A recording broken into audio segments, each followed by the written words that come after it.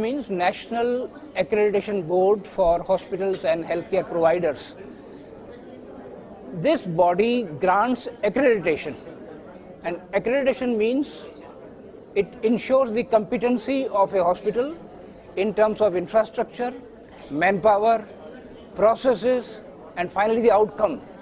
That means once the hospital is accredited, the patient can walk into the hospital with sense of confidence that I am going into a hospital who is following all protocol-based treatment, and it is ensuring that the hospital is infection-free, medication errors will be minimum, and on top of it, I must tell you that this hospital will be being efficient. Even the cost of treatment will come down in the accredited hospitals. See, in the accredited hospital, we send a team of doctors who are very, very experienced.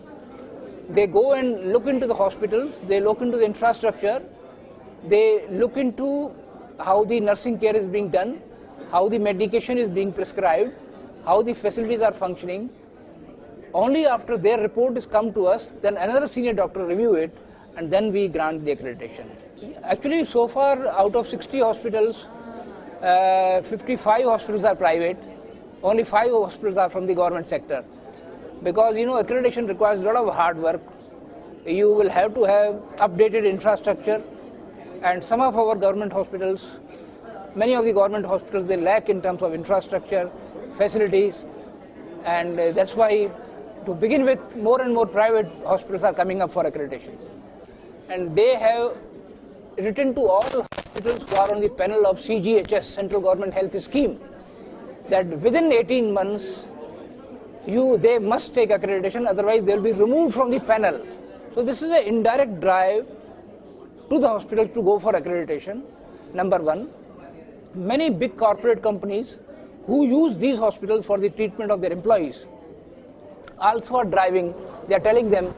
Third is that insurance companies now are seriously thinking that they will impanel only those hospitals which have accreditation, because otherwise they are losing a lot of money if the hospital is not following the protocol-based treatment. So this also acting as a driver.